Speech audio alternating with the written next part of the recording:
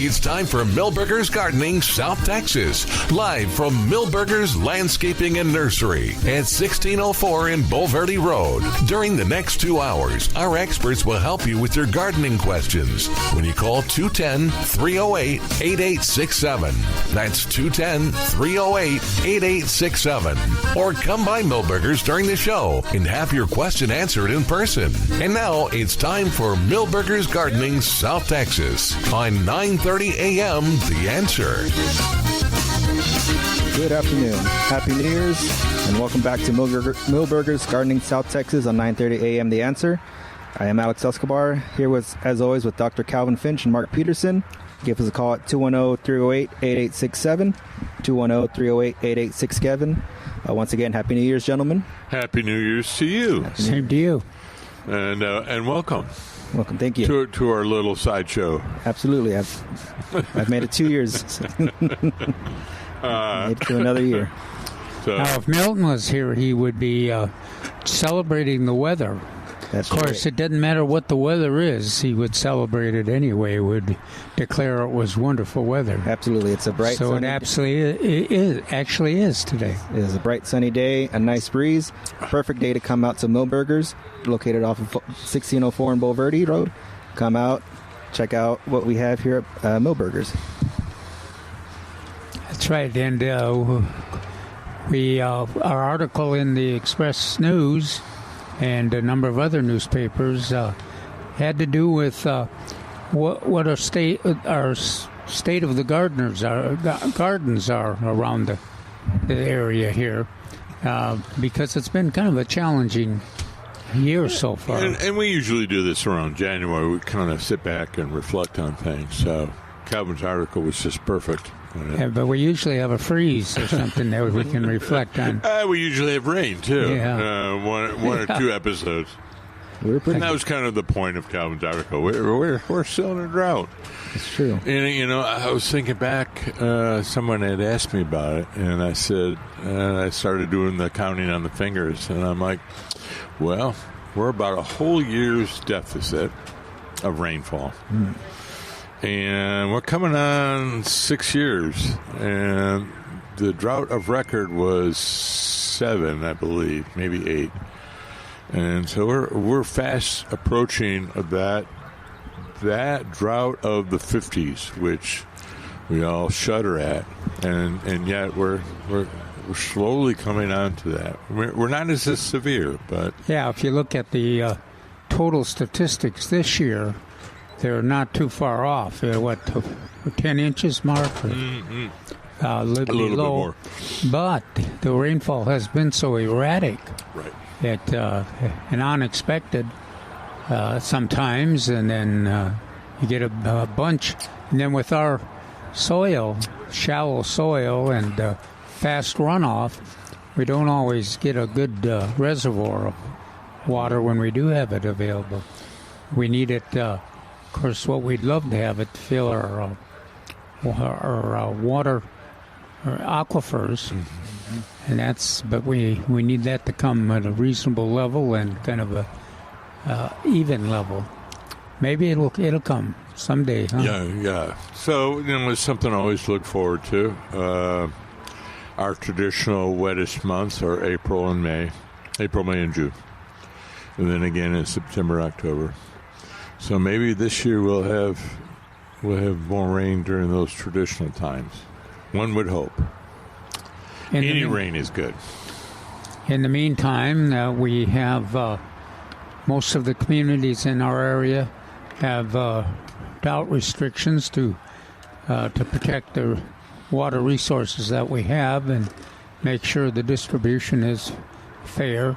The good news is that it still allows us to do some really good gardening. Yeah.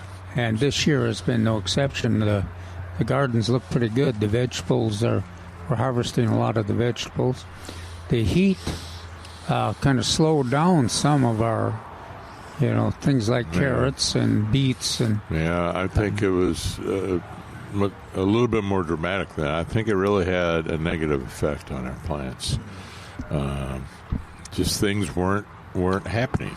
You don't think that the cool weather plants that prefer 60-degree and 50-degree weather like 95-degree weather? No, I don't think they do. Yeah. No. Well, in the article, and hopefully if you have some opinions or differences and some results to report, that you give us a call. But in the article we talked about tomatoes we're finally harvesting, and the larger tomatoes, of course, our Ruby Crush and BHN 968s have been producing for quite a while and ripening. But the large tomatoes, all of our semi-determinate and things like Tycoon and Celebrities, they have some size now, but they have not been inclined to do any color. So, but it's recommended that if they get the full size, that you go ahead and harvest them and get them inside and let them ripen. They ripen quickly usually inside, and let them ripen before the cold weather. We don't want to get caught with cold weather and not be able to take advantage of the fruit that we have. And a lot of folks, peppers have liked this cold weather. What? I mean, how? Oh yeah. I was going to say I'm surprised. Milton told me a couple of weeks ago he had still peppers growing. I'm like, what? No. Yeah. So some of you out there have had success all the way into the fall with peppers. It's amazing. Oh, they're still some of them, the jalapenos and the banana peppers. Mm-hmm. They're all still producing fairly well. Yeah, different variations on the Anaheim. All seem to have done well. Yeah, this has been the year for those large, moderate tomatoes, peppers, which we usually have trouble producing. Because, what happens is we go from really good temperatures to blazing hot, and those peppers don't like that. They like it warm, but they like a nice steady warm for a while. So it's been good this fall for them. It's surprising. And our cool weather plants, I mentioned that the carrots have been a little slow to come around. They are finally growing, and the beets. The peas have done pretty well, which is surprising because they're kind of they're hard to predict. They're kind of fussy. It's either too hot or too cold for them, but they're doing fine. Lettuce is finally germinating. Our favorite reseeding lettuce, Crawford lettuce, is finally germinating. Which we have some still here. Do we have the seed or the seed? Then do we have transplants left, Mark? No. Of lettuce, yes. We have 4 or 5 different kinds of lettuce, but the Crawford is by seed. And I was thinking about reading about spinach this morning in your article. And I was like, well, we have lots of Swiss chard here, and if you can't get spinach, try some Swiss chard. A lot of people back in, I guess about 5-6 years ago, when we had a another bacterial problem with the spinach, and they took a lot of it off the market, and a lot of people went to Swiss chard, and they found out they liked it a lot. Yeah, very tasty. Well, and we have. Did you notice we have some huge Swiss chard plants there too? Yeah, I had to look at them a couple times. These are not in the 6-inch. These are like three gallon or something. Yeah, like that. there are a big pot of them. The colored plants too, real decorative and tasty. That's the ones we've been using for years. I find them kind of mild compared to, spinach has got a little more of a flavor to it. But it's hard to find any spinach right now. Right, yeah, and you mentioned that in the article, and that is so true.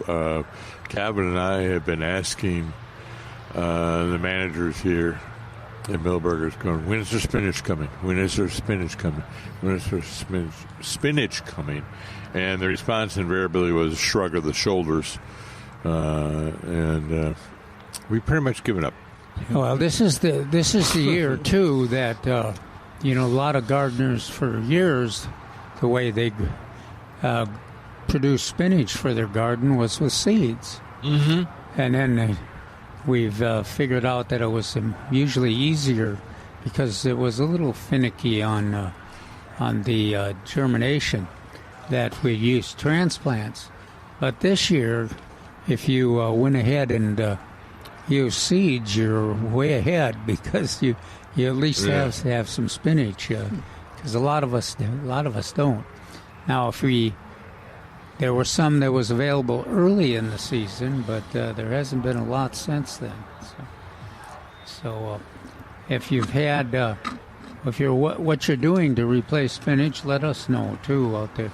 Another thing, of course, there's kale and Chinese cabbage and regular cabbage. Yeah, absolutely. Gosh, that's been productive. Yeah. Had a lot of those. The one thing, though, as I was reading your article, and we may be going to a break here soon, but tubers.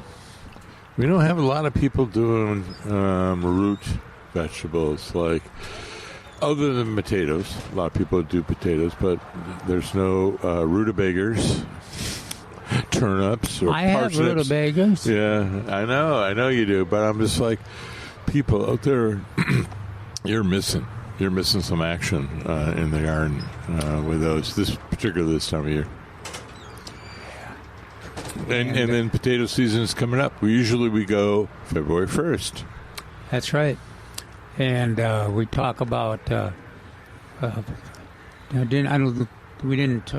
Yes, we did mention it in the article that the traditional way to grow it here is a trench, and then every 2 feet use a piece of seed potato that includes an eye.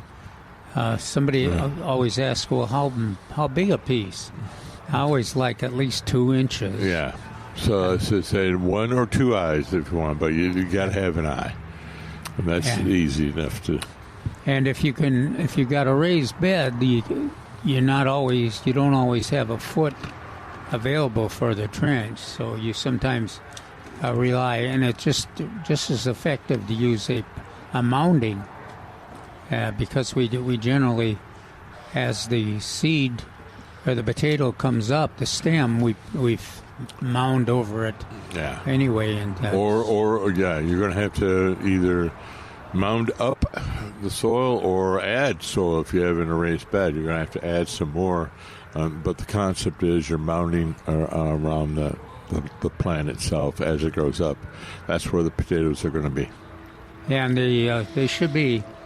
Last year we had some wonderful seed potatoes here at Milberger's. Lots of choices. Yeah, I was going to look today because of you had mentioned it in the article that or find out from Peter when are we going to get them, because we did have some wonderful ones last year. And so I was going to say, when are they coming in? So you got choice between the red and the white potatoes. I always have the best luck with Pontiacs and the reds. But Kennebecks, Yeah. Pontiacs. Oh, I should remember those. They always, they work fine. Work great, especially if you got a good source of seed. So what we're mentioning, a lot of those are traditional medium-sized potatoes. Those do best for us. So you're not thinking about getting a big Idaho potato, a big really one. We're looking for some medium-sized ones, so 3 inches. You know what? It's worked well so far, and it's not too late to plant them again. are the onions. Here I at was thinking Millburger. about that again. Yeah, we've got 8 different varieties here at Millburgers, and some yellows, some reds, and some whites. And of course, it's a very mild. The 10-15. 10-15s. Why? Traditional, traditional. And they have a tomato- 10-15 super. Onion here from Texas A&M.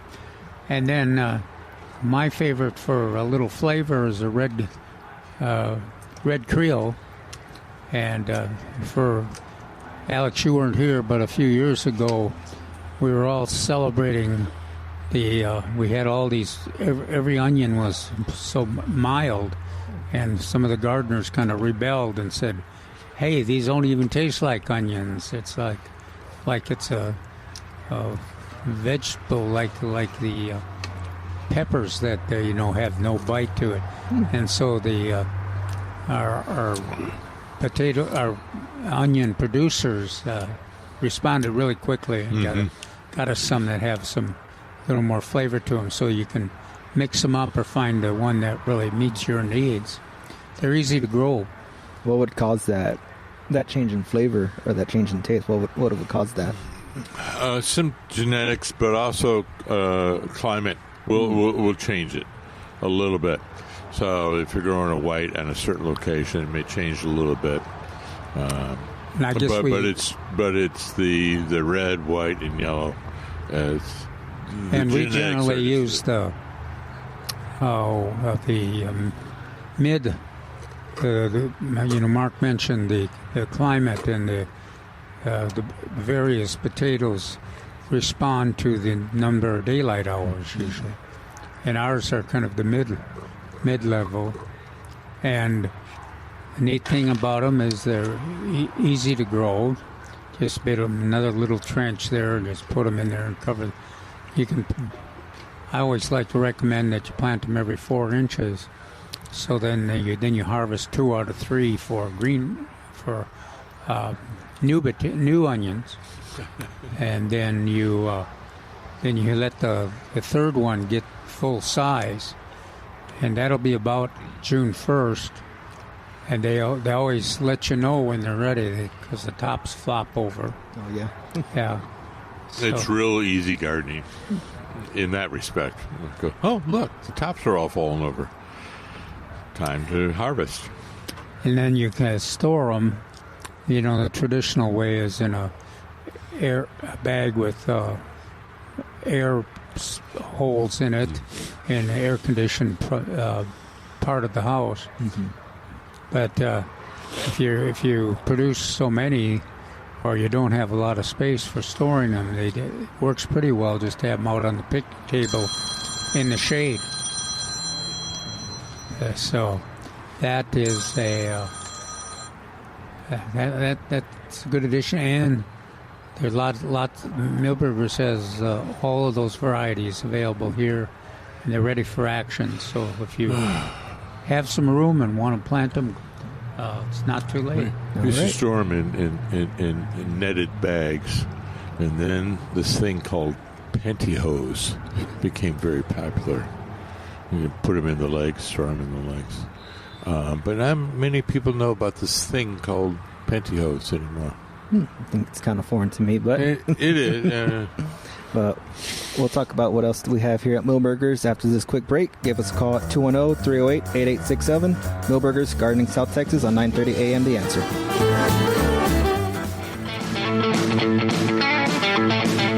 Welcome back to Millburgers, Gardening South Texas on 9:30 a.m. The Answer. Give us a call at 210-308-8867. Let us know how your New Year's went. Right here in front of me, Mark had found some strawberries that we have here at Millburgers. I just wanted to mention, we got a whole table of these. They need to find homes very quickly. They're strawberries, and they grow in a wide variety of containers, and some good potting soil mixed up would be adequate for it, and you would expect some fruit by latter part of March, first part of April, more or less. This one's called Deliz. I'm sure that's a play on delicious. Deliz. On that. We used to laugh all the time because every year we try to ask David, find out which is the one that we should promote and get and all that.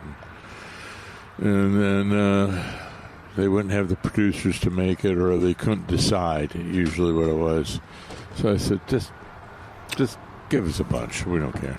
Well, and our residential gardening is such a small part of the market that it kind of, I think it turns out that we get what's left. Oh.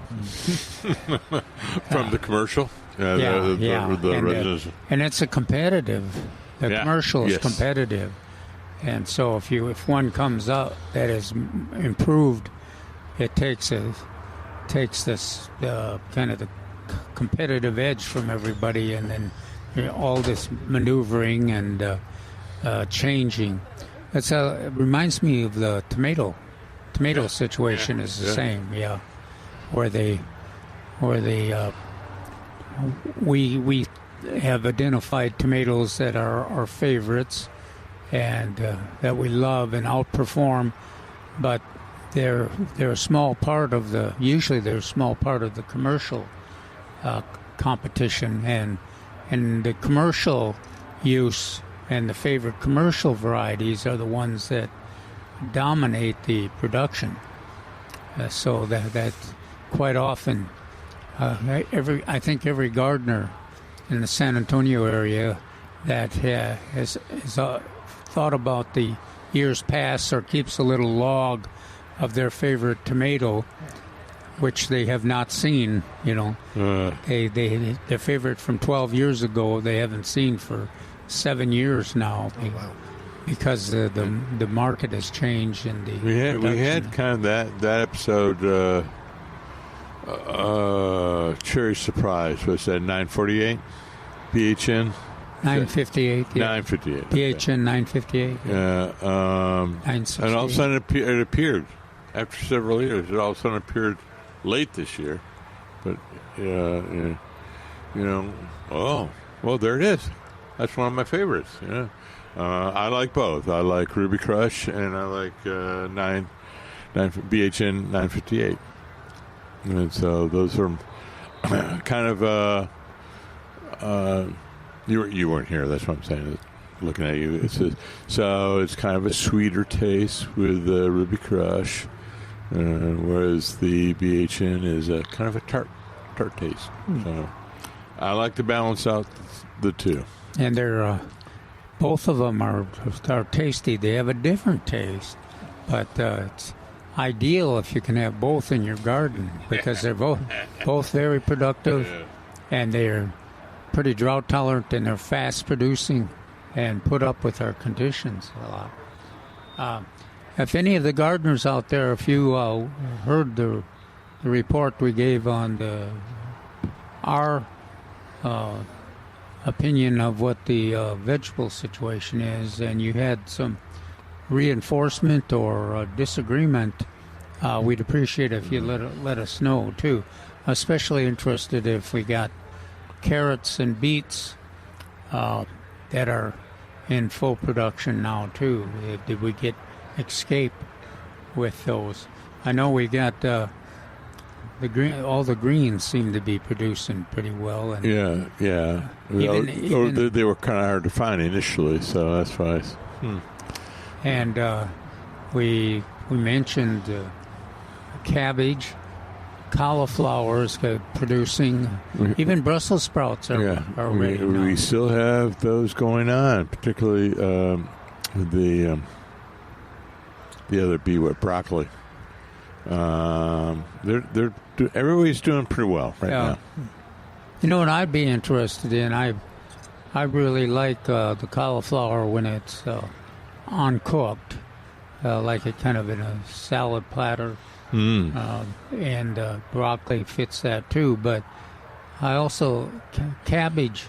I like it boiled with And I'm kind of curious about what people are putting in there.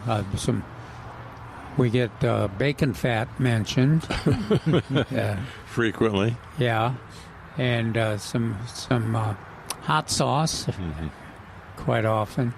Onions. Onion, yeah. Now, of course, you want one of the onions that's got a little like a red Creole that's got a little bite to it. Toad. Yeah. So if you but anyway, on the strawberries, they're great for children and grandchildren because they'll produce something at the end, something that they're familiar with. So, hey, we have them. I don't know if they are on sale. They are definitely for sale. That's a hint there, Alex. Yes. So. From what I'm seeing, I don't see them on sale, but yeah. But it is. It's, the only thing that seems to be a pest is slugs, or snails. So you can get what do we use? The Sluggo Plus. We recommend. Well, for the slugs and snails. Now, I certainly appreciate, Mark, your new appreciation for the birds, because the birds will certainly help you harvest your strawberries too. All right. Mockingbirds and I was going to say some of the larger birds. Yeah. So the blue jays, green jays, scrub jays, and mockingbirds, particularly mockingbirds. Even the cardinals will get in there. So the larger, the strong beaks will get in there. But some netting may be. Well, netting's always an issue because you don't want to get the birds underneath the netting. So, but maybe it'll distract them. And they're attractive plants too, and there's a lot of variation. When you say how you can plant them. Well, it used to be. It's got. It has fall color. Hardened off a bit, it looks like. Yes, it is hardened off. But one of the things you don't worry about them too much with the cold weather here. It's not like Minnesota or Michigan where you definitely consider them an annual. Yeah. Seasonal annual. But we can keep them over at least a couple of years. Not much more. Yeah, not much more than that. But 2 years. Yeah, I think that the traditional or the recommended market situation is that you plant them in the fall, harvest them in some spring, and then you start over here in the San Antonio area.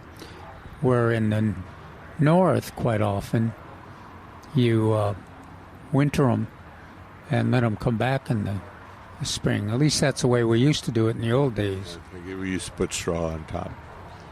A lot of straw on top to try to insulate them a little bit. I wonder if anybody's still getting okra. This was not a great year for okra, I don't think. No. Again, we started out on roller coaster, and we continued all the way through the summer and fall. So not much rain, and then we'd have inundations, but then it got hot again, really hot. Now okra likes it. Yeah, it likes the heat if it's got water. Yeah, if it's got water. The month of August. It says it's you can't look at the statistics at the end of the month because the month of August had, for 30 days, it had absolutely no rainfall. And on August 31st, it had 3 inches. And you're going, no. But that's the way it was. And so I think even the okra had issues this past year. Yeah, it's tough. Now, of course, in addition to the vegetables, we've got some pretty interesting results from our flowers. We're kind of at the end of our transition for most of the summer flowers.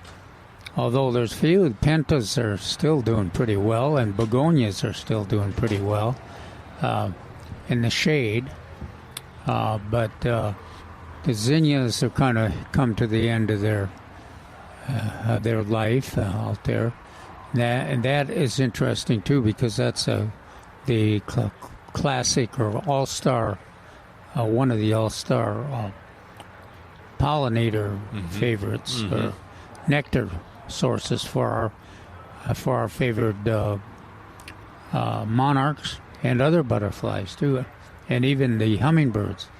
Now we haven't seen I haven't seen any hummingbirds in a couple weeks, so I don't know if any other gardeners.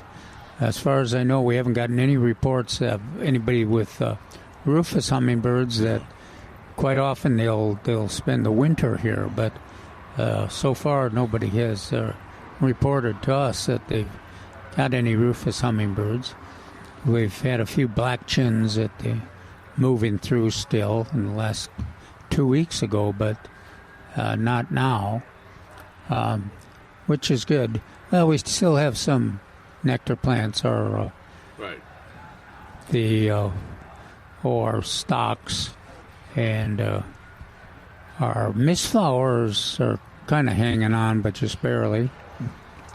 But the pentas are doing well. That's good. 210-308-8867. We have Susan.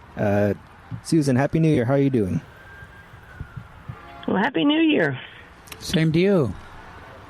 I've got a quick question. I know you're not supposed to plant wildflower seeds until in like October, November, but since it's so warm, is it still okay to do that now and just water them quite well? Yeah, I don't even think you need to. Well, I was going to say you don't need to water it, but but it's been a while. Yeah. So yeah, a good little, maybe some prior moisture. Get the ground a little wet, a little moist, and then okay. By all means, put them out there. yeah. Okay, Make sure great. they get soil contact, and then Okay. well, yeah, we usually say, well, wait till after or before the rain, but we haven't seen some, so maybe you're right. a little hose water out there As I probably pretty important. As I like to tell Milton all the time, remember it's not wet, it's moist. Moist, not wet. So if you can discern the two, then that's what you'll have to be. It should be moist. Now, Susan, Okay, well, I've got a... Go ahead. do you grow blue curl? No, Wildflower? I do not. Okay. That's one I'm trying to get more folks to grow, because it grows so well either sun or shade, and it's kind of an early wildflower, a bloomer that is very a favorite of the butterflies, and it always is ready. Seems to be ready when the April migration of the monarchs comes north. So that's a good one for folks that are looking for a new one. So I could go to like the wild seed and get some? Yeah, they actually. No, I was going to say not Wild Seed Farms, Native American seed. Yeah, as far as I know, now Wild Seed Farms used to sell them, but I think the only one that sells them now is Native American seed. Now, Okay. of course, it's kind of a lot of times the easiest place to find them is a neighbor, because they're so easy to collect the seed. But it's late in the season now, so you might have trouble finding it. Maybe. Okay. But the Native American seed company is easy to deal with. You just call them up, Yeah, or you can go online and. 2 or 3 days the seed. Okay. I'll give that a try. I'll add that in the mix. And Mark, I've got a question for you about a tree with oak wilt. Uh-oh. Because of what's going on right now, I mean, it's diagnosed, it's got the veins, there's no doubt this tree has oak wilt. Okay. Would it be a good idea to use like the Garrett juice and such on it just to kind of help it so it's not stressed by everything else going on in its life? Or what would you say? Okay, you can always try it. As the Jewish grandmother once said to me, it couldn't hurt. Usually these are the well-known statistics over the past 50 years. If it's in a red oak, it's 100% dead. If it's in a live oak, it's got an 80-20%. So 80% mortality, 20% survival. Can I tell one from the other, which one will survive, which one will not? No, I have some theories. Lots of times in the summer when it's first infected, it's hot enough so that it does inhibit the formation and the tree can seal itself off. So will carrot juice work? I have my doubts, but why not? It won't hurt to try. Okay. At this point, we're just keeping our fingers crossed on a lot of different fronts. So as long as it's not like I'm encouraging it to do something it shouldn't be doing right now because of the weather. No, that's not the issue. So it's just go ahead and use the carrot juice as on the label. Okay. Well, great. Thank you, gentlemen. I appreciate your time today. Thank you. Happy New Year. Happy New Year. Bye-bye. Happy New Year. Thank you, Susan. Give us a call at 210-308-8867. We're going to take a quick break here at Millburgers Gardening, South Texas on 9:30 a.m. The Answer. See you.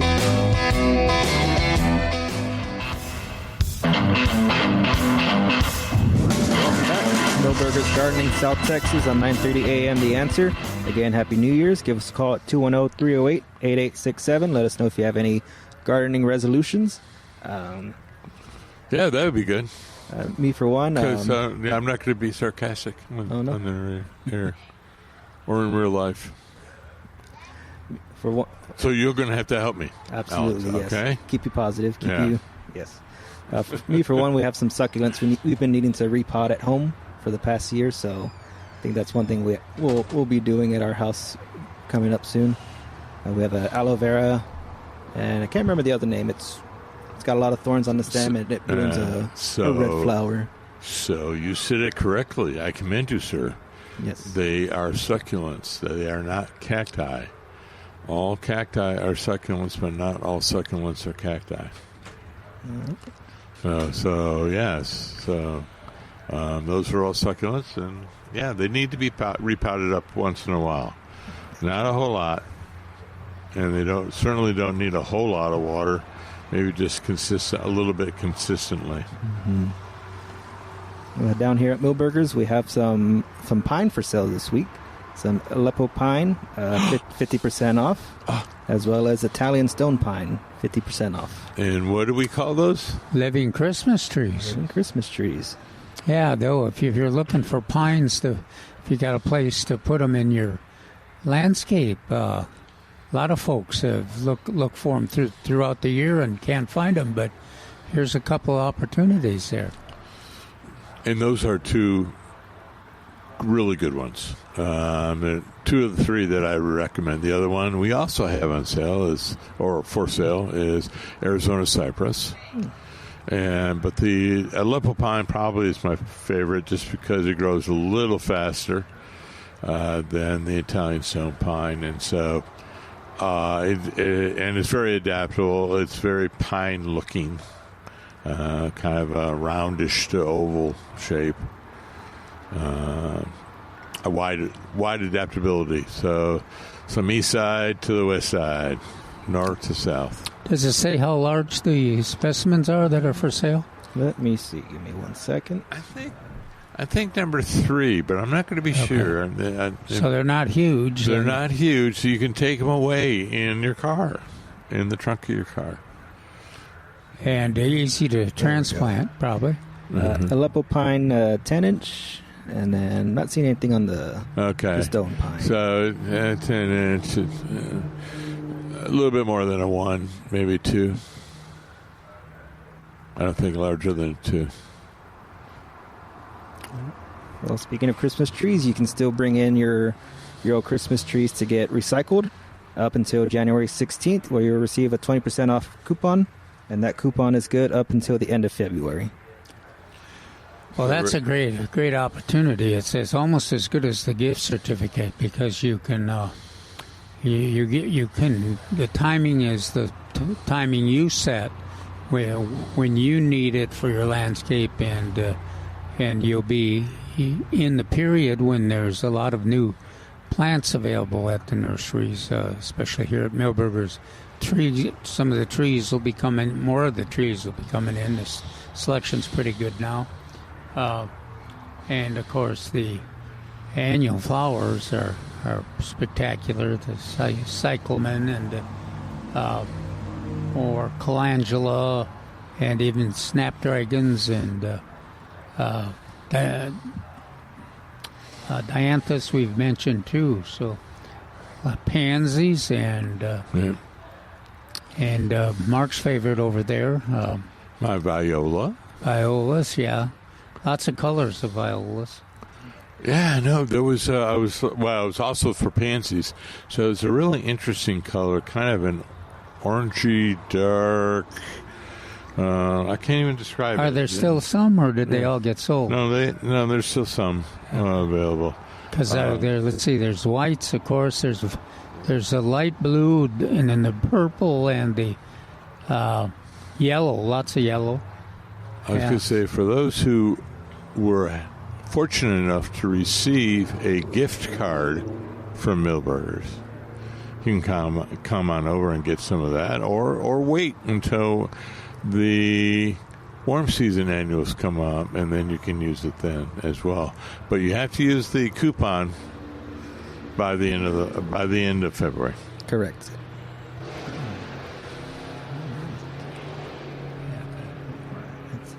Violas and pansies, I believe they are both still on for sale, for $5.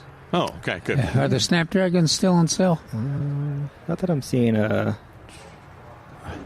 cyclamen. Stocks? I don't even know. Do we have any left? I couldn't smell any because my nose is all stuffed up. Yeah, I was appreciating the stocks because I was weeding them this morning, and they were still going strong out there in the garden. They kind of like this weather. They, of course, they tolerate cold weather too, but they're responding pretty well. And they get quite a few visits from some of the butterflies and also the other nectar-seeking plant birds and butterflies, insects, bees. So now look at that lantana. Always surprises me, Mark, that how much of a favorite it is in the fall. Mm-hmm. If it's blooming, it's going to get butterflies. And let's see, the yellow. Oh, there's a red admiral right there. I was going to say the new gold is still going along. That's usually considered a summer one, a warm season one. But we have some purple trailing and some white trailing lantana, and those are known more. Where do you see the white trailing? Well, we had some over there. Oh yeah, you're right. There's a few right there. A few, barely, but those are considered cool season lantanas. Yeah, they're a plant the deer don't eat. Right. And they'll potentially will freeze back if the weather's cold enough, but they'll come back in the spring too, and especially that lavender and the white that Mark talked about. They'll bloom far into the winter. Well, but what other perennials? Someone else asked us a couple weeks ago, what other winter or cool season perennials do we have? And I was kind of taken at a loss. I don't know a whole lot other than some of the salvias. Salvia greggii, of course. Yeah, they do a pretty good job of blooming into winter time. Yeah, and then the lantanas we just talked about. And then I got to start thinking there's not a whole lot. We had some of these Cuphias here in front of us. And the Dorfruelia, a little bit. There we go. There they go. That's one. That'll bloom in the sun or the shade. Yeah. but it blooms better in the sun, but foliage makes a great ground cover for the shade, for sure. But I was at a little bit of a loss. But then we can always talk about our 12 months of the year color a little bit later on, unless you want to talk about it right now. Do you want to talk about paper whites? We could. January was always our toughest month. Do we have? Did we have paper whites? Yes, we do. For sale here. Yeah. Are they in bloom? No, they were in bundles. This was a couple of weeks ago, so they should be in the ground. I think we had some of those wide, shallow bowls that they're well known for, putting them in, and like for indoors. But I hadn't seen them for a while, so they may have been all gone. Yeah. But we did have lots of bulbs. Yeah, they're a good addition to the landscape. And of course, Mark mentioned the 12 months of color, and that's always one that we talk about as always a pretty reliable bloomer early in the season. And then it now I never too favorable to me as a fragrance in the house, but outside it's pretty good. And it's another one that the deer won't eat. Didn't you have to call like 911 one time when you had a whole stand of them, a whole bowl of them in stores? I don't remember that. But I have. They can be overpowering. Yeah. Yeah, they are. They're pretty. Well, when you compare them, they're one of the plants that you quite often will give as a holiday gift, and they'll bloom inside. And when you compare them to the cyclamen, of course, cyclamen don't have much of a fragrance, and I prefer that fragrance to our other ones that we're talking about too. The lack of scent is appreciated at sometimes. And you can plant them outside in the. They'll put up with the shade, and in the sun, and then quite often you'll get your blooms in January to start that 12 months of color. Mm-hmm. And again, the deer don't eat them, so you've got them showing there when a lot of other things aren't going. You know what is a few are blooming now are the 4 o'clocks, which surprises me. 4 o'clocks, yeah. Now they're a larger plant that deer don't eat, but they usually do most of their blooming in the spring and the fall. We do worry about them becoming invasive, but it's not like a ligustrum invasive. I don't ever see it overpowering an environment. Now we've had a few gardeners that felt that they were overwhelmed by the root system. Mm-hmm. It's an unbelievable root system on those 4 o'clocks, and they've always loved rose beds. They seem to get along so well with roses, and they take advantage of that. How moist gardeners keep it, and they always have plenty of space between the rose plants, so that just seems to be perfect for the 4 o'clock. And it really is kind of an attractive addition, but you don't dare leave them because they'll take over. Okay. All right, well, we got one more hour with Milberger's Gardening South Texas on 9:30 a.m. The Answer. We'll be back. Give us a call at 210-308-8867. See you soon.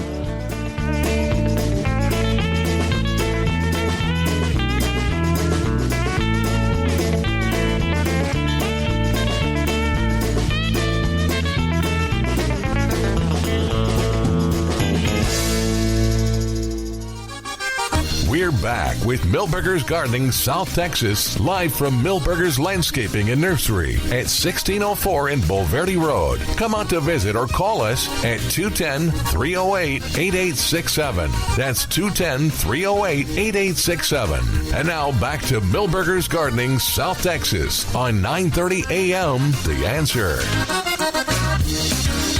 Welcome back. Alex Escobar here with Dr. Calvin Finch and Mark Peterson on Milberger's Gardening South Texas on 9:30 a.m. The Answer.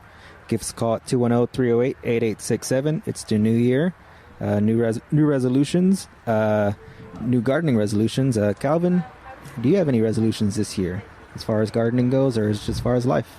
Well, I had a whole article of resolutions that I suggested a few weeks ago. One of the most, I think, important is on this. We talked about the water conservation and compliance with our restrictions, because we have a responsibility to protect our water resources. And the good news is that we all cooperate and we all compromise, that we can usually come up with rules that are fair and do protect the resource. And so that's a resolution that I adhere to, and which I hope that other gardeners do too. Do not, if you're going to expect others to comply, and you're going to expect to be able to use water for the gardening that's fair and not wasteful, then you have to be willing to participate in this process. And Mark and I keep hoping, it's got to rain again, but until it does, we just got to comply and participate. So that's the one I see as one of the most important resolutions. So I also look at it as, if you are gardening well,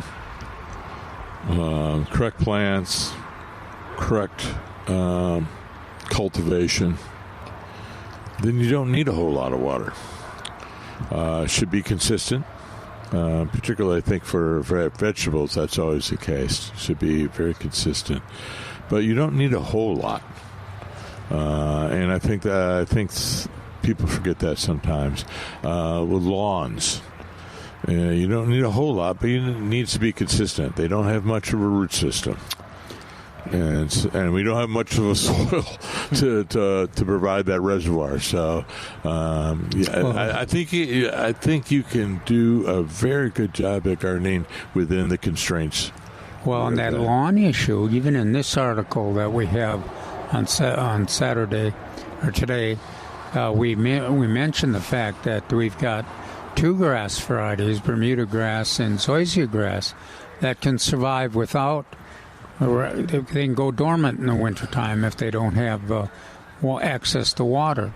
Now, San Augustine grass is a little fussier, right? It requires some water every 3 weeks if it's going to survive. Mm-hmm. Now, none of them look great if they don't get water, but they survive. And in an emergency, which we're faced with when we don't have the rain that we need to keep our aquifers full, that is something to consider. And then, of course, you can. The grass is more challenging than a lot of the other plants that we have options for. Just like Mark mentioned, there's all of these, a lot of the the plants that are favorites for the San Antonio and the Central Texas area. Hill country plants are very drought tolerant and can survive without an extravagant amount of water. But even if you're reasonable, we haven't had to deny ourselves much. No. We had a few years ago. We had some suggestions come forward and say we had to ban San Augustine grass. Well, and that didn't go over very much. And then it turned out in the research that we did in cooperation with the grass industry, with the lawn grass industry, turned out that we had at least one San Augustine grass variety that was at least as drought tolerant as zoysia grass, and that kind of reminded us or reinforced the fact that we can use San Augustine grass, even the one that is the most demanding of water, and still protect our water resources. On that note, because when I joined SAWS, I was administrating that research program, but that was Floratam, and it has since been the basis for many, if not all, the new grass varieties. I'm thinking in particular Provista, that it has, I believe, a 25 to 30% component of Provista is Floratam. And it's because of this drought tolerance and growth, its ability to grow in drought.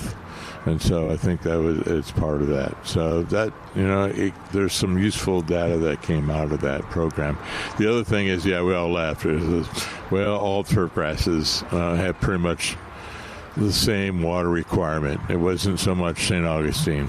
This is all turf grasses, which some people liked and some people didn't like that statement. But on the other hand, we found out what the drought tolerance was for all those grasses. So, as Calvin mentioned, the Bermuda and Zoysia, they get smart. And after about 3 weeks, they go dormant. Anywhere, from 2 to 3 weeks, they go dormant. They go, this is it. Now we're hiding. We're going to sleep. Whereas St. Augustine is, bless its heart, just kind of continues on and grows and grows and grows and grows and grows until it has no more water, and then it just dies. And so we kind of learned when to water it, and it's about 3 weeks. It's about 21 days. 22 days was what, on average, what it was for this test. And we talk about the alternatives to the grasses. You can do pretty well if you're reasonable on the grasses, the kind you use, and you plant them in the right place. But you also have a lot of choices that are even more drought tolerant and easier to take care of than our lawn grasses. And one of the places Mark mentioned his employment with the San Antonio water system. One of the places to get a lot of information and a lot of options, and even some help in terms of financial support for trying one of the alternatives is that website for the Mark. What is that website called? It's GardenStyleSA.com, and it has all the programs that SAWS administers or provides, and as well as design ideas, maintenance ideas, articles, or plant ideas. Scott, I think the last number we did some revision before I left, but it's about 550 plants to choose from, and about the similar amount of articles that you can read on all the different topics about gardening and landscaping. And again, we did touch on vegetables every so often, but primarily it was all landscape for the articles. So check it out. It's wonderful. It's easy to maneuver around. We made sure that actually Dana did an excellent job on stressing the ability to go and just kind of surf through it and very easily to find things. And my rule is always 3 clicks. If you can't get it in 3 clicks, we're doing something wrong. That was always my kind of informal rule. And the website, what was the website one more time? The website was gardenstylesa.com. And it's also, you can find it under San Antonio, gardenstylesanantonio.com. But either one works. And that's a good place, too, if you're seeking that 12 months of color, which is really a desirable option for that. There's a lot of targets for your landscape. That 12 months of color, wildlife. This is in San Antonio. If you can have an attractive, neat landscape and still be attracting a lot of birds and other wildlife. In fact, my column next week is going to talk about the alternative wildlife. And I was thinking that I spent a lot of time talking about the coyotes, and I thought, well, thank goodness I haven't seen any in a few weeks. Well, of course, what do you think? Yesterday I saw a pair of them crossing the road there right in front of my house to say, Calvin, don't get carried away here. We're still here, and we're competing for this wonderful landscape that you're talking about, a wonderful environment that we have in San Antonio and the rest of Central Texas too. No, we couldn't. We divided landscapes into certain sections, and the one we liked is wildscape, but we couldn't get over that. A lot of homeowners over that fear of wildscape. Well, I have coyotes or raccoons or dangerous opossums, in that. And I said, no, not necessarily, but that's not so bad. You can try to promote pollinators, birds, but we always had trouble with the wild part. Some folks couldn't get over that the little fear or the negativity of wildlife or wildscape. Well, our neighborhood associations are not nearly as a problem here in the San Antonio area as they can be in other areas, and they are pretty reasonable in terms of we do have a responsibility. They kind of agree and have been part of the team on the water conservation, is that if we're going to be able to garden the way we want and have neat landscapes, we also have to comply with the rules, and then we also have to be pretty tolerant. And the neat thing is that we can do that and get the birds and everything.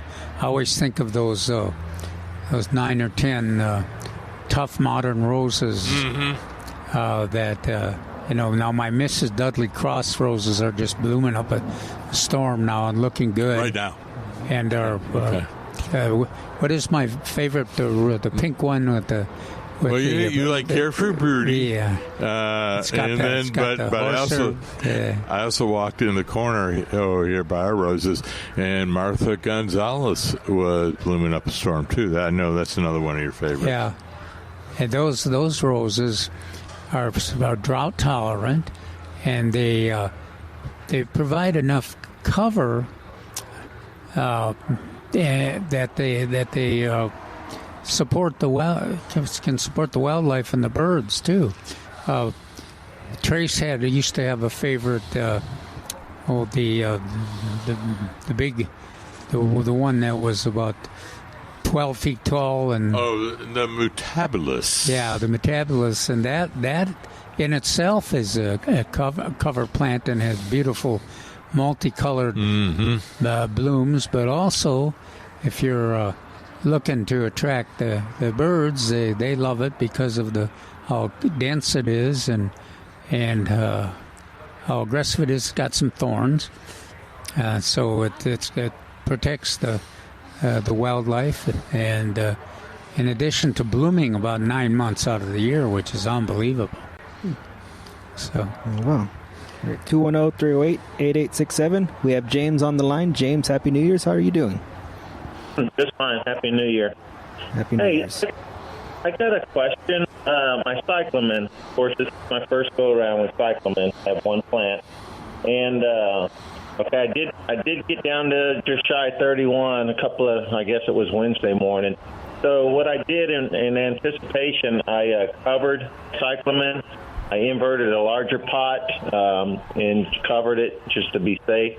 But even before I covered it, the flower spikes, for lack of a better word, the stems that shoot up above the foliage, they've been drooping. And I don't know what I'm doing. If I'm overwatering, not watering enough, it's not getting sun. Do you have any idea what's going on with the plant? Now, some folks have had some problem with wind. Any chance that the wind was there? Oh, yes, that is. I'm raising my hand. Yeah. You know, when the, you know, potentially if it's 38 degrees and there's wind, that may be an issue. The thing I faced with is the squirrels and cats. I have a whole drift of containers with cyclamen in them around this big live oak tree that is kind of the center of the landscape, and all the tree climbing animals, they don't hesitate to go from plant to plant and then up and stomp on them. So that happened, but it could be overwater. There's no chance that they're drying out on the top, is there? Possibly. I'm trying to water maybe just, with the finger test. And now that you say that, I may have let it get too dry this last time, possibly. But I believe you said don't overwater it. So I've been kind of cautious on that end. So maybe I'm letting it get too dry. Is that causing droop? Yeah, I don't. As long as you've got good drainage. Oh yeah. Then it's hard to overwater them. But if you got the water's kind of hanging back, that can be an issue. Yeah. No, it's got holes in the bottom of this container and it drains. But I actually take it out of the saucer, if you will, when I water it, so the water doesn't. It drains fully out of the pot before I put it back in the saucer. So the foliage looks great. I mean, no yellowing, or it looks lush and everything. It's just the flower spikes. They're just kind of bent over. Almost 90% of them are kind of bent over. How much sun are they getting? Yeah. Well, that's just it. Not enough, I don't think. It's hardly getting any sun. Well, that shouldn't. Yeah. All you want is a little bit of sun, not much. But you're right. You can have the foliage prospers when there's no sun, but the flowers don't. Without any sun, the flowers will tend to decline a bit. So that could be an issue too. Okay, I'm going to move it to the east of the patio where it'll get morning sun, and maybe see if that makes a difference. That's a good idea. Yeah, good experiment. Like yeah. Okay. It's just like they don't need as much sun as our friends the pentas. The pentas really, they do. They prosper in about up to 2 hours of sun. Our cyclamen don't want that much sun, but a little bit doesn't hurt them. It helps them on the blooms. I'll try that. Maybe it'll perk up some. Hey, as another note, I have a bald cypress I planted about 20 years ago, and it's doing great. I've always loved the bald cypress, all the way up into my 30s, I guess. The summer times on the Guadalupe River, and I noticed in Texas Monthly this morning that came in my inbox. There's an article where the botanical garden? Yeah, says here they're collecting seed on the North Fork up above Hunt, bald cypress and chinkapin oak, lacy oak, and whatnot. Anyway, if y'all hadn't had a chance to read this article, it's really cool about how they're trying to plant 5,000 saplings. But they're collecting the seed from that area, because this is what I didn't know and what I want to ask you on my bald cypress. I didn't know there were different species, varieties, et cetera, or whatnot. And so this bald cypress that I have, I don't know where I got it at a nursery, I know, but so bald cypress that's growing up on the Guadalupe, from this article, I think there's different types of bald cypress. Yes. All right, here's the big breakdown. And some people are lumpers and some people are splitters. I'm a semi-splitter or semi-lumper.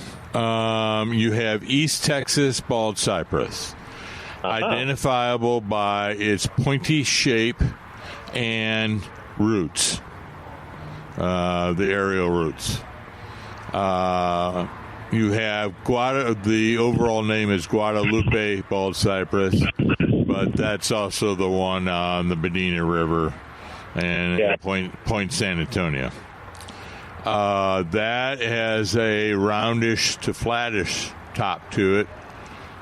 About a 20% increased growth as compared to other bald cypress, and no roots. Knees. Okay. No knees. Knees. I was trying to think. I was hoping you would jump in, Calvin, and correct me. And then you had the southern Montezuma cypress.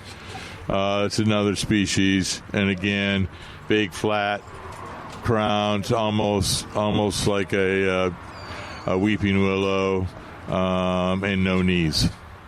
Okay. Well, which one would I have? Because this cypress I'm looking at now, it's got a few leaves top to the top there.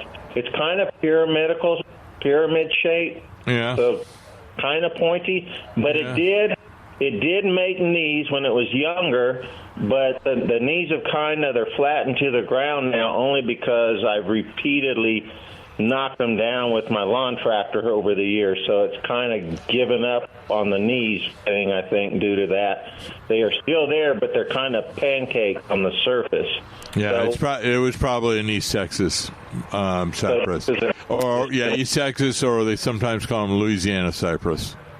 Okay, I didn't know that. That's interesting. All right, but if y'all get a chance to read this article, y'all may already be aware of it. It's really interesting about Where the is seed it? collection. Yeah, so Texas Monthly Magazine. It's just the new issue. Yeah. I'm sorry, the what? Texas Monthly. Okay. I think it's dated yesterday's, the 2nd of January. All right. Yeah. Well, I have to look at that because is that the San Antonio? What is it? Botanical? It says San Antonio Botanical, or is it the new tree? No. Arboretum. It says that no, not the new place. It's the San Antonio Botanical Garden, and Vice President of Conservation. I don't have it in front of me. He's in this article.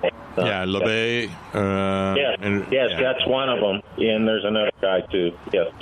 Okay.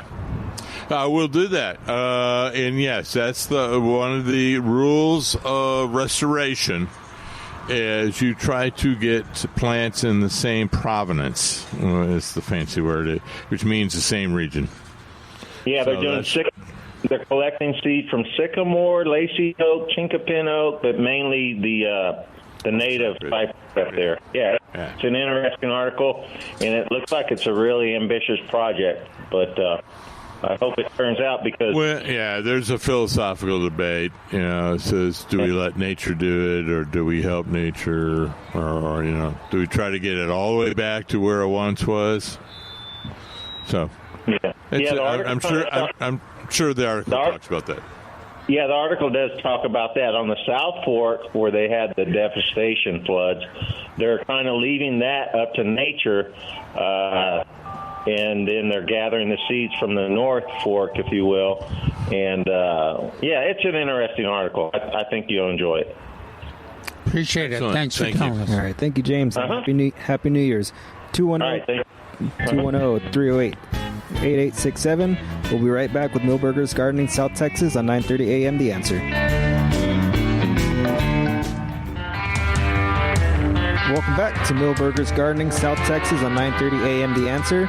Enjoying this beautiful Saturday, nice and sunny, nice breeze. Perfect day to come out to Millburgers. Perfect day to be out in the garden.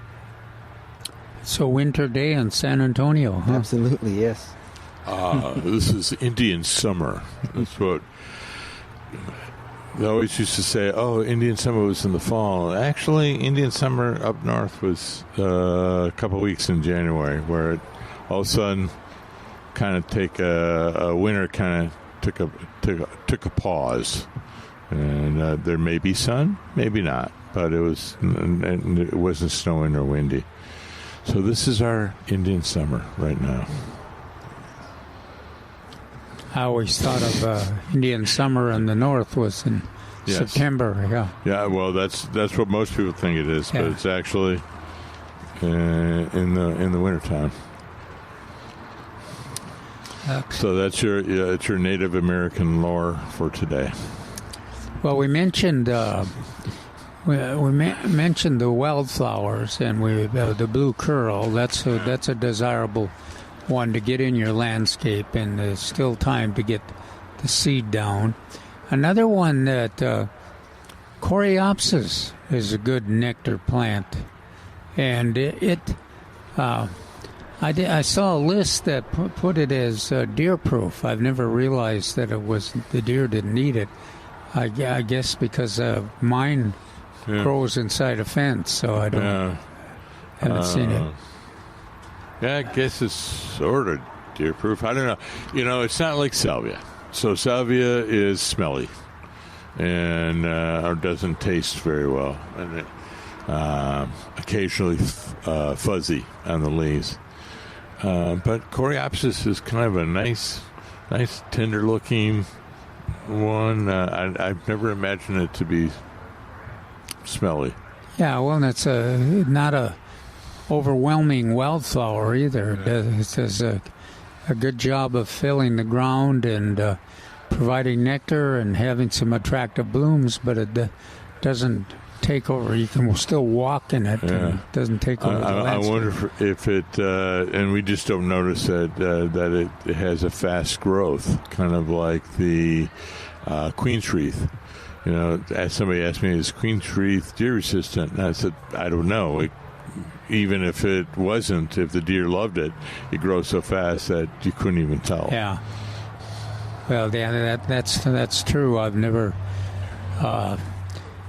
I think the deer do eat it because on the fence, it kind of keeps in control, whereas in the middle of the landscape, it covers everything that is in its way, So I love Coreopsis, nice flower, but I just like it blooms periodically throughout the year, from spring to fall, late fall, and nothing ever seems to bother it. It'll flower, and then stop for a while, and then flower again. So.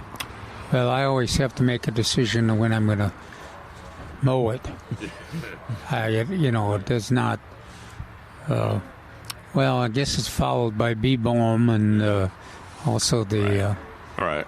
Some I like of the other one. Yeah. So I like the Indian blanket, and my favorites though are the Coreopsis, some of the smaller sunflowers, bee balm, and. Liatris in the fall, gay feather in the fall. But if you do, that's just a reminder. If you got wildflower seeds sitting in a drawer, like almost every gardener does, get them out and get them make contact with the soil, and because they just every year the germination rate is reduced, so you may as well have them planted and there to take advantage of the moisture. Now, bare soil is a pretty common situation right now with our heat and our erratic rainfall. So it sounds like we need to make lemonade out of lemons. So put the wildflower seed down. It doesn't do any good sitting in a drawer. You have to get it out there. What about Mark? What about your? We mentioned in this article under the This Week in the Garden. We mentioned the aeration and top dressing. I always, for years, was a believer that the best time to do it was like February 1st. But I think people are getting a little more liberal on it nowadays, aren't they? We always used to say to cover ourselves, we go early spring and late fall. It's up to you to decide which is which, and then we would say it's weather dependent. Well, this weather, I may want to do it a little earlier. It's a little warmer, a little drier. I need to open up that soil, get more oxygen, and when it does rain, allow more rain to come inside to penetrate the soil. So, it's a little bit more general. But the important point to take away is you really do need to aerify every so often. I would love to have you do it once a year, but once every other year is probably okay. It's I think it's easier to find the companies that do it too. Now it is, rather than trying to do it yourself. It's not really that hard to do it yourself, other than to find the aerator to rent, and then not allow certain people to do it for you. Yeah, well, what we're talking about, Alex, is that we did years ago we did a film. We filmed here's how you aerate your lawn, and we had anybody can do it here. Even Milton can do it.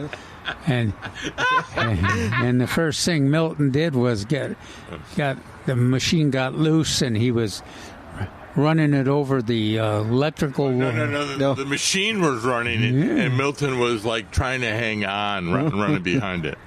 And I didn't. It was my yard, and I was debating whether I should try to save Milton from getting electrocuted or I just get out of the way. But it's a pretty important process, and you get a really pretty neat response from aeration. And what you want to do is you want to get a 4 to 6, if you could get a 6-inch core, but it's core aeration is what you want, so that the little tubes go into the ground and they pull out a little core of soil. Now these cores dissipate almost immediately, but then you had all these holes, and then you would overtop that with a nice high quality compost. Yeah, it was really worked pretty sick. I always am fascinated by the fact that aeration and the top dressing, it made it so that the soil was better at holding water, but also better at communicating water or transferring water too. It's almost a contradiction. But what is that physically? How does that do that? Is it so? What it's doing is adding compost, organic matter, and so it's the molecules, the sand and clay and silt that actually form soil, are aggregating together with the help of the organic matter. Now this is on the microscopic level as well as the macroscopic level. But what that does is that breaks the tension so the water can get in, and then it's these little organic bound soil molecules then can hold water better to each of the molecules. But it's not a heavy hold. No. It's not a heavy hold. Because the plants can get access to it. It's I can never remember my physics. The Vander something holding gravity, but it's very mild. But that's what it does. And so it pulls them apart so you can get the water can get in the ground, the infiltration, and then the water holding capacity is increased because you have these organic little molecule clumps, if you will, holding the water. We don't emphasize as much, maybe as much as we should, but it contributes to the ability of the soil and the plant roots in there to process the gases. Mm-hmm. So that's an important part of compaction, is to get your plants, plant roots, and your soil. All that chemistry that Mark was talking about has to be to have it work well. Has to be able to turn loose so that it's available for the plants, and also to keep it collected just like the water, so that it's there when it's needed. So that's just an amazing process, that aeration. For when we talk about a half an inch of soil and or compost, and you think, how can that contribute that much to your successful lawn growing?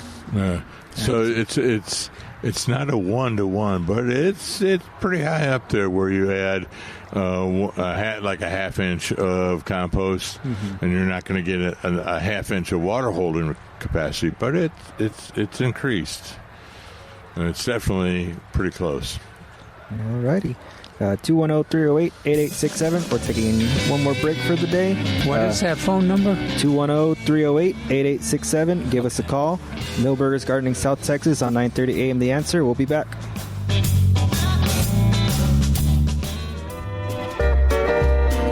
Welcome back to Millburgers Gardening, South Texas on 9:30 a.m. The Answer. 210-308-8867. We have Bert on the line. Bert, Happy New Year's. How are you doing today? I'm having what they called Sonoran coffee. It's mocha and cinnamon and black coffee, low sugar. Oh, that sounds good. What is that? The coffee? Yeah, it's mocha, cinnamon, and black. Is that right? Okay. Yes, I use the New Orleans coffee. Milton ought to know about that. I still order it back from New Orleans, the coffee and chicory. Oh, wow. I just look at you and go, why? Why would you do that to your coffee? Well, I don't think Milton even drank coffee, did he, anymore? Bert? Well, I don't know. It's just like the darker the roast, the less caffeine it is. That's what I found out. Oh, okay. I got you now.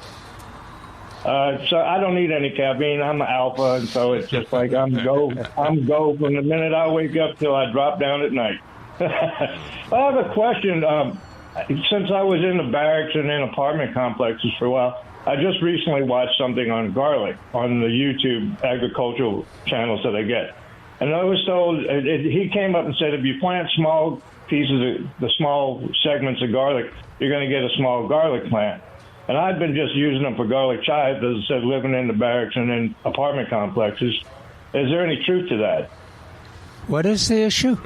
We're looking at each other going, huh? So on a clove, on a garlic, you got multiple cloves, right? So what the theory was that if you just use one clove, you're going to get a small plant.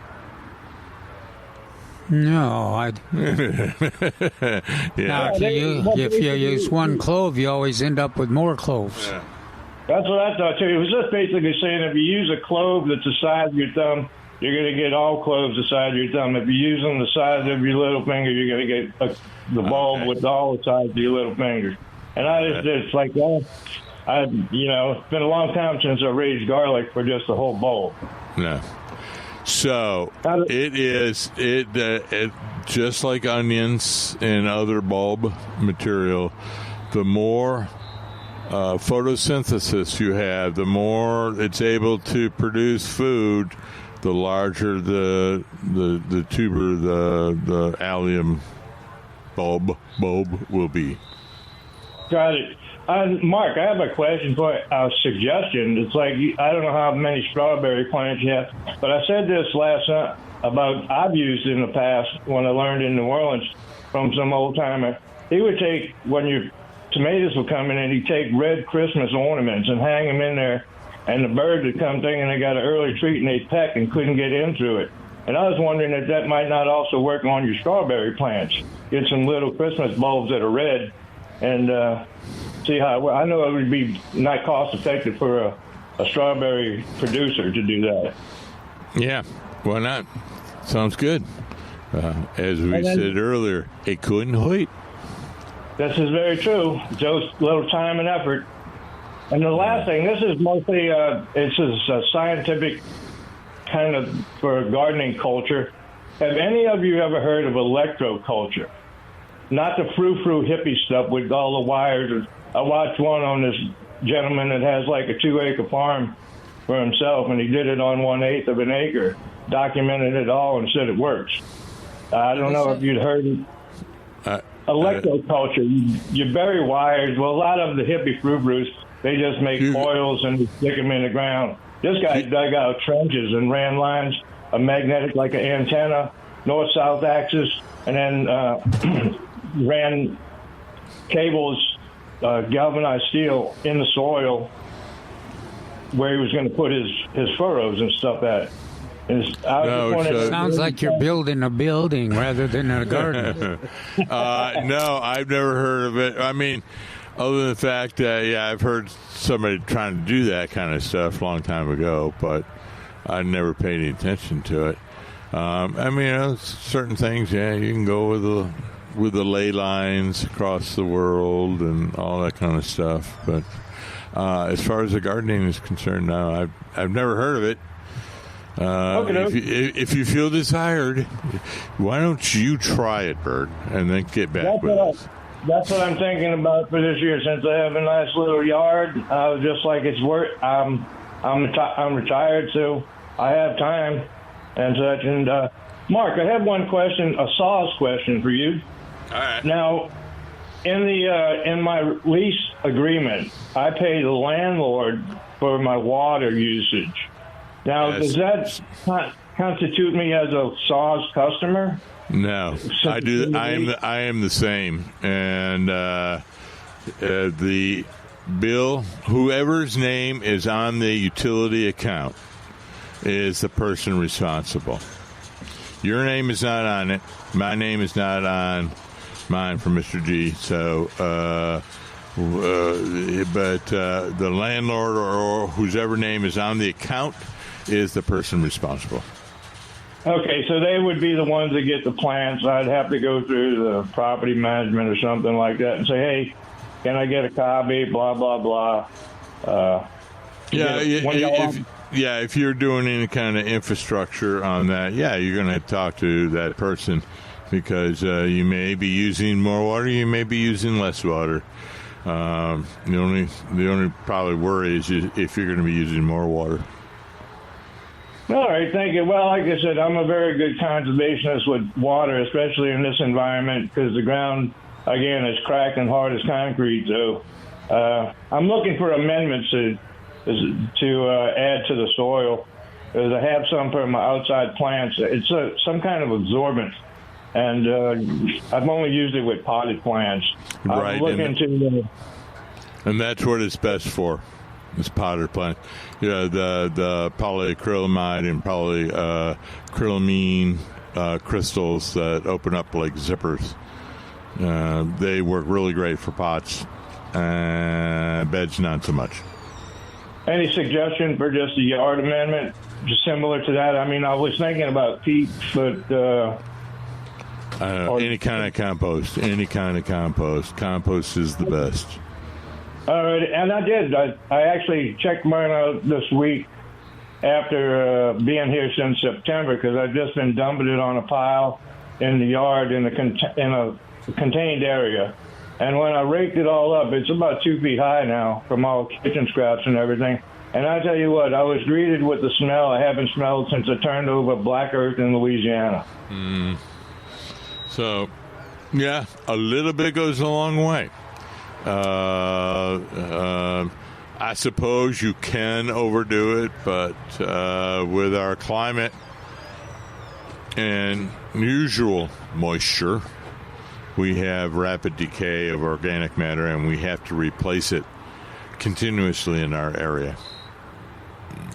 Well, I'm on it, so thank y'all for the advice and such, and have a great, and happy and prosperous and peaceful 2026 with y'all and your family. All right. Happy New Year. Happy New Year to you, Bert. Happy New And Year. of Thank course, you so much. Keep us the informed. minute I said that there was we haven't seen any monarchs. A monarch flew through here. No. Well, no, first of all, I was going to say, first of all, just say that we all of a sudden we saw about 6 or 7 different species. But Yeah, Mark, Bert, how do I send you an email, Mark? Well, I don't mind if you do it. Yeah, we do it. We normally would have done it to Milton. We haven't worked out all the particulars with Alex yet. But you can send it directly to me. And my email, TX. No, don't say it over there. Just like I said, I'll call up Millburgers and get it from you then, whatever day you're working. We'll do. All right. All right, thank y'all. Bye now. Hi, Happy New Year. Happy New Year. Thank you. All right, 210-308-8867. 210-308-8867. Got a couple more minutes left on our show for this Saturday. And one of the things that we will be doing a lot of talking about is the monarchs and the classes that we've got scheduled starting after the first of the year. And there's there's Gulf Fritillary, so that's right. So that's what I'm saying is we had, ladies and gentlemen, we had about 6 or 7 different butterflies, and so we were all looking and trying to name them all and everything like that. And sure enough, as soon as we mentioned that, a monarch came strolling through. Yeah, we've got the first class we've got in February will be the rodeo tomato classes, and we'll have one here at Millburgers and one at the Deer Sea area over in Medical Center. And then we start with the monarch and milkweed classes, and they'll include New Braunfels and Floresville, and we'll also be one here at Millburgers and one at the Deer Sea. And we're going to do one for young people, the folks in Chavano Park. They've got an event that is participated in by their elementary school kids, and we're going to try to include them in our milkweed and monarch classes too. So it should be a pretty exciting spring. A lot of opportunities for people, and we will be, as usual, having free plants, and we're going to try. I think we're going to try to produce some free seed, because free seed other than germinating the plants. The gardeners can have some plant that's already germinated, and they can have some seed that's been through the process to see if they can plant them directly in their garden. I see how smart you are. Rather than having the frustration of germination on your part, you're going to pass that frustration on to our local plant experts. Well, and our part of the motivation is that our cooperators, like the Native American Seed Company and Douglas King Seed Company, and have always recommended that it's much easier to be successful with the milkweed plants if you plant them directly into the garden rather than do like we've always done, is germinate them and then transplant them. Well, that sounds exciting. Well, this is our Saturday edition of Millburgers Gardening South Texas on 9:30 a.m. The Answer. I'm Alex Escobar with Dr. Calvin Finch and Mark Peterson. We will see you tomorrow. Have a great day.